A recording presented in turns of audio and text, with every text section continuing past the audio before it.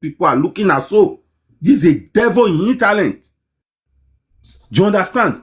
So we are temoin. So pa otima no where yado boligi yado lega. What man no measure what a district. No itoge san here or do riedo ya or do robedo ya or do rovinya ya.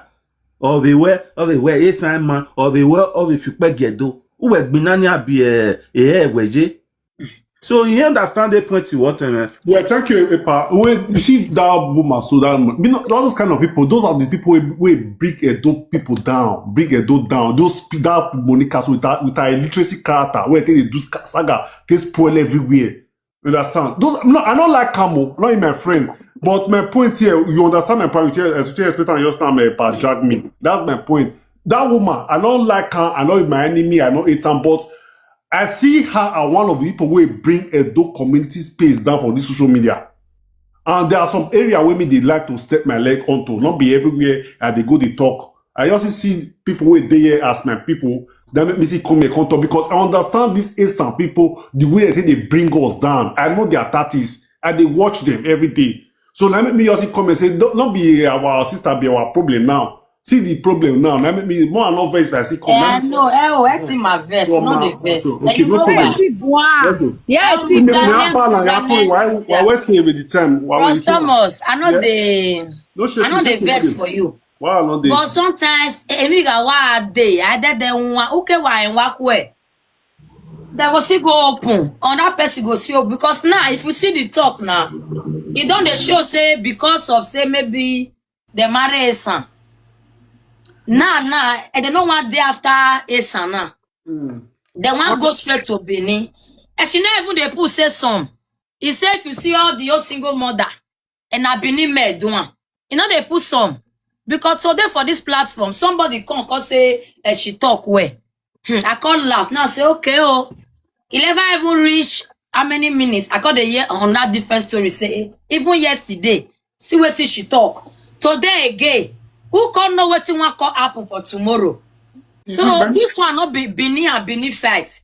If you let me, you be Benin and you go marry a son. You know me say because of that one, you cannot fight for your own land. Or should you better your talk small? You read because some of them they do it for reasons. Don't they do all these things because say maybe you want to get popular? No. Don't they do those one? What did they do for Facebook? What kind of content talk? Minister, you know why I come here? You know why? Minister, you know why I come here? Wait till my you know why I come here? You say even maybe I want to tell Bana, tell Monica. I'm about to already down. Here, why we fear here? Yes, I understand where you go. Yeah. America always like they always do. I feel like you are with them. Wherever like they always do. Only one. My friend no said that one. Here when I saw that they do. Yes, but for that one you are right. Yeah. 100% right.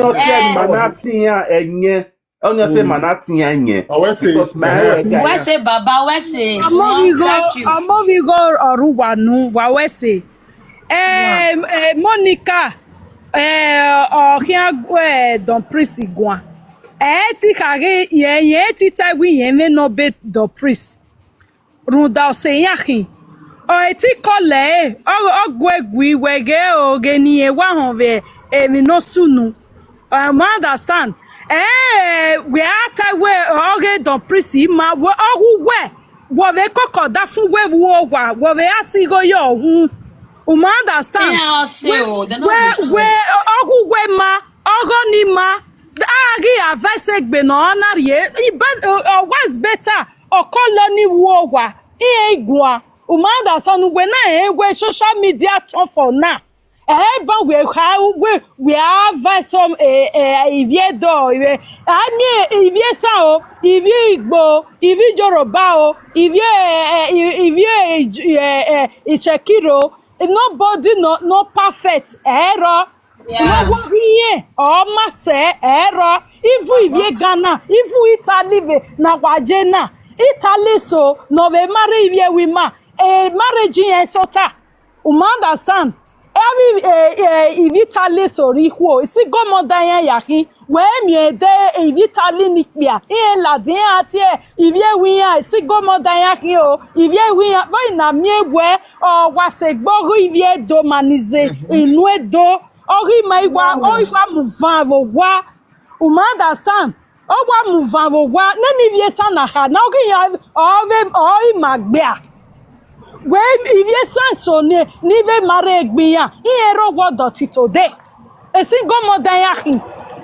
When it's ana. Abien ye no guana. Ogi yo ive magben yo asigo wajo da fonu. Enyo yeva no da fie. Abien social media na ana bege emi no sununi yawu. We ado avese iviedo. Ogu we avese gbugwe fone. Who we can avesive ye the way can avesive bugwene, Navajo who way ya len, ne, a meso ya jogging ya len.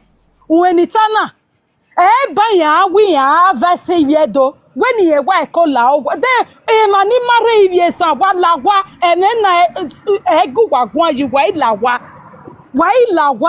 manani mare ye do se, my teeth guayo. My tite mi no sunuwe emi na ema oma won na runda wodo maje ovie dori meyowa weni tana weni agbere yiwo ivie do ni mare egon weni agbere yiwo o eyan pa mare egon weni tana ya ivigo Ivigbo eri amu eme brafa yahu Koyo, oye. Ivigbo ne mistake we yan lama sister Femudia la amu eme brafa yahu sister Femudia o la woje brossery mistake we yare Oye we mistake me yare because because it's so loud with mistake ozeni menano wa koyo waye wo doli oyese Akpani mi wese de mano gwai eri we ka lele gwapa we uwe okpenu we meme we TikTok ya me come online o ya so I wait for 2 weeks. I wait 3 years for 4 weeks. I wait. Yeah, 1 month. Since 1 month. I did there for line. Oh. Koyo. I will leave it 12 for now. Where see, Baba? Yeah, I'm so good. Where could set to a wama? Okay. Koyo. Where see? So. Area one no la continue EFA sister FA. True ne. No when the down dog me magi wa ni mare yesa. Where the gwan sisu wa me nu wata. Understand wa la ogwa runda wa ready tesa wa gije. Dem yokpanu wata wakate minibune wakafi pe givie done wakati ebo givie done mama ni da vice on ropa when e dan doge lawa wona when ya lawa yes ya wa ya lawa runda iku abugbe arwa ribege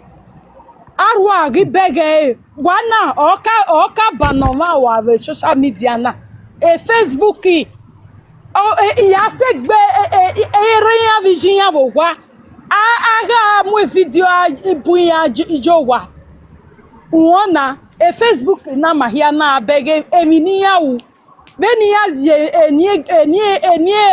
eni gbiyan je ogobo he o social media na e ma na abege emi no sunu iya gbawe mu ade TikTok na weni ya lawa o weni ya lawa e ya pa ore TikTok na il vient diaro, il vient Pakistan, il vient Bangladesh, il vient Indien, il vient Ghana, il vient Sénégal. Et il y a na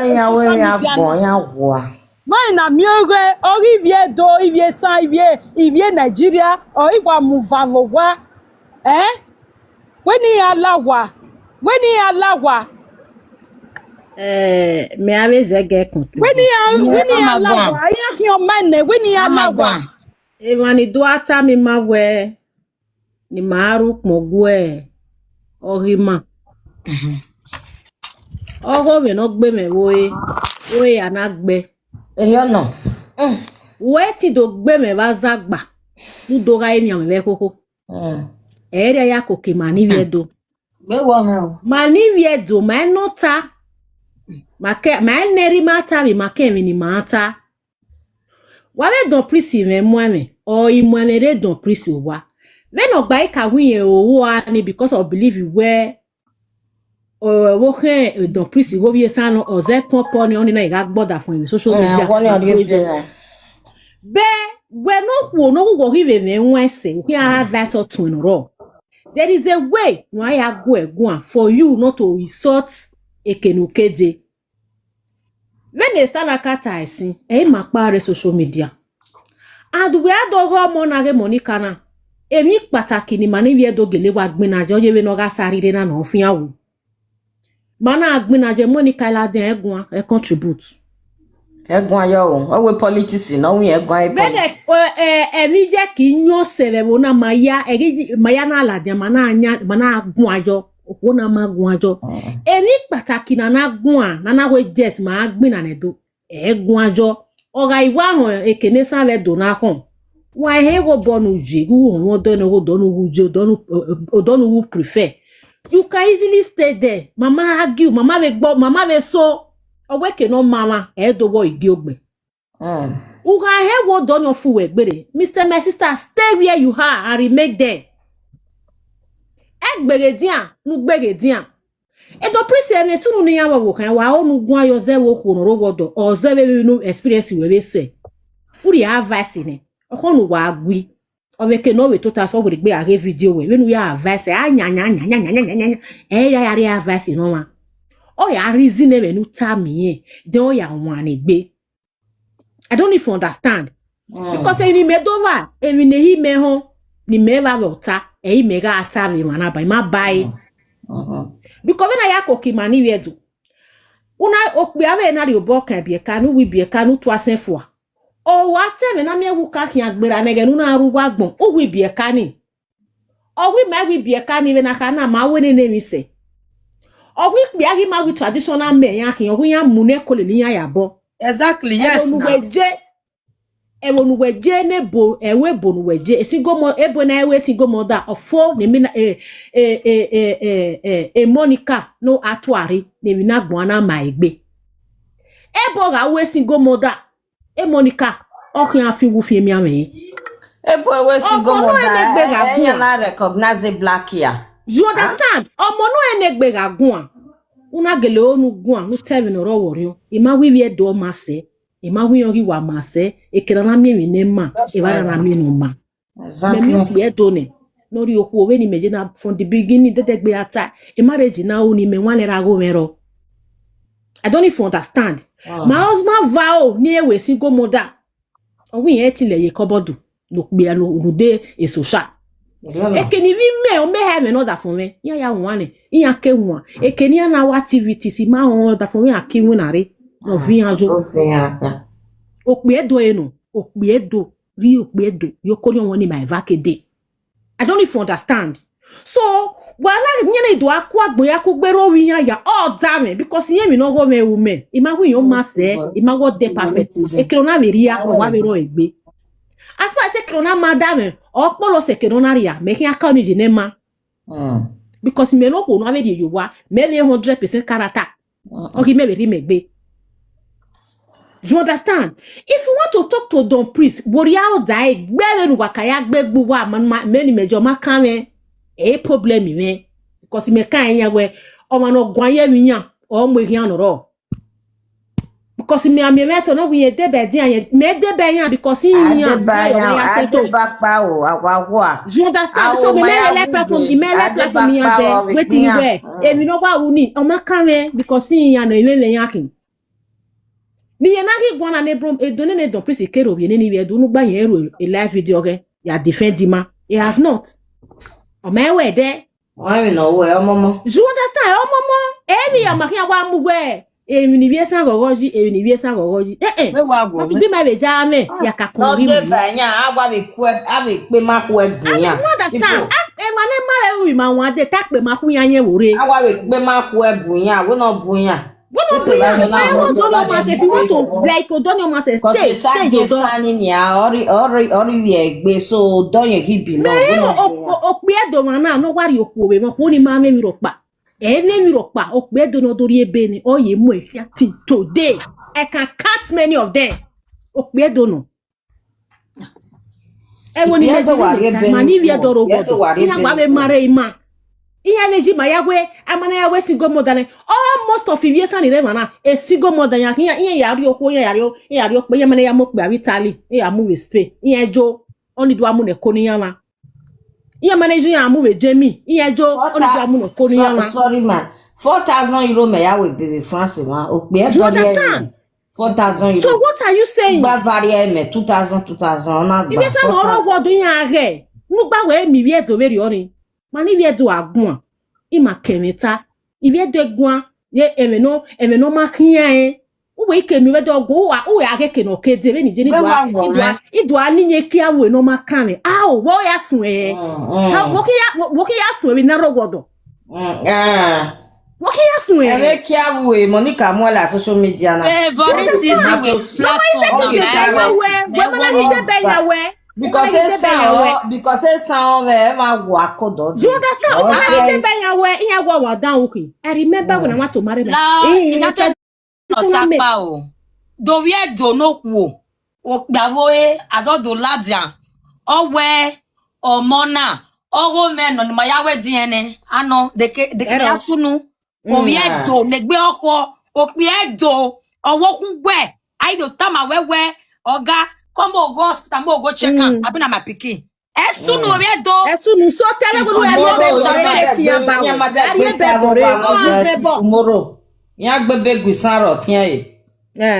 Ogun yen fe bo be ni but o so de mi no be Inya bola ma as far we do kin we can keep ogu we. Kasu Ibu ni we san. Inya ta we oriyan e ma. Eni ma we ate matter. Start ya. Abeg. me kata ma gba Kata ika na we a period na no favorite zika wata. Na. yes na Danger. omo no te mata me tu so bo pa se bo pa e wa o ga e mata DNA no roni oge DNA no roni What are you doing with that? wa wini me gwa ye oge DNA ni e social media me right ni ya ka me no ya DNA re Social media.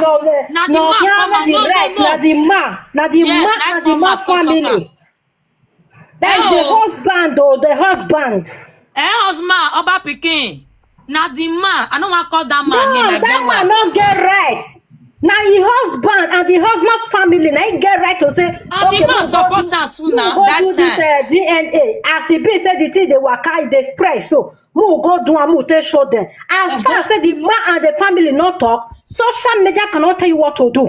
Exactly, Even that but man will come say me can't do DNA. That man not get right because of man money for that us. and then they drag that man too much. That made That man because that man money for us. If that man not say pikin na you, if that man wait bother pikin for go stand for if for go wait for hospital. Okay, oya Mujane na Mujane, but Mujane etu weto nana. But yet to be a kabeto ma, yet to be a kabetame or one. When I away Your cat mama. yes. All of us, they will know them. Your car you know the office your man like see on that Social media kima don do ba kinya don do social media. So social media come we go ya DNA no get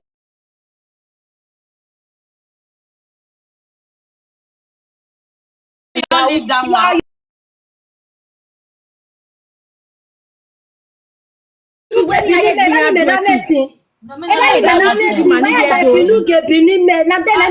waiting now. Not be DNA.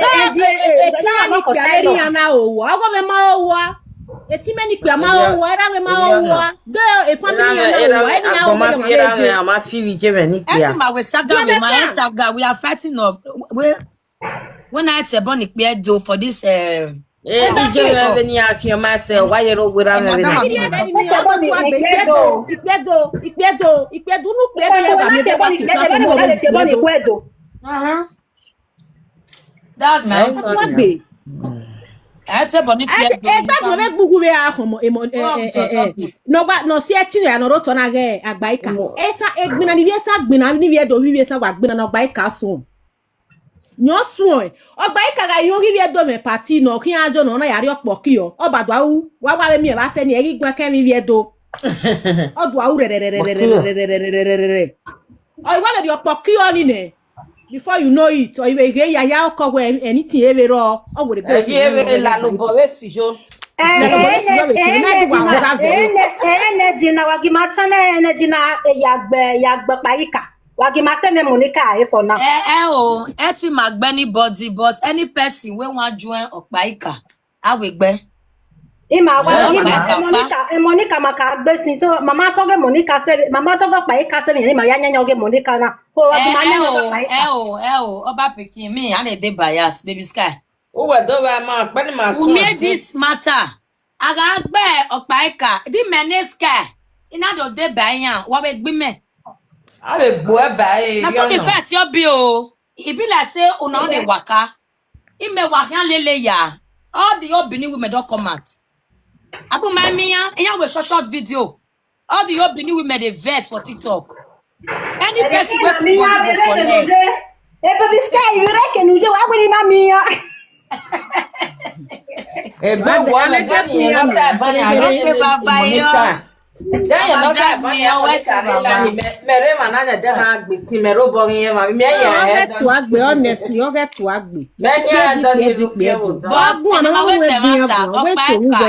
Dano shaundan ogbetina so ima one any Benin supporter ama keke ne manivia dey do supporting ya okeke enye ni say for Paika ba ya kai no na ya tama wo Paika emina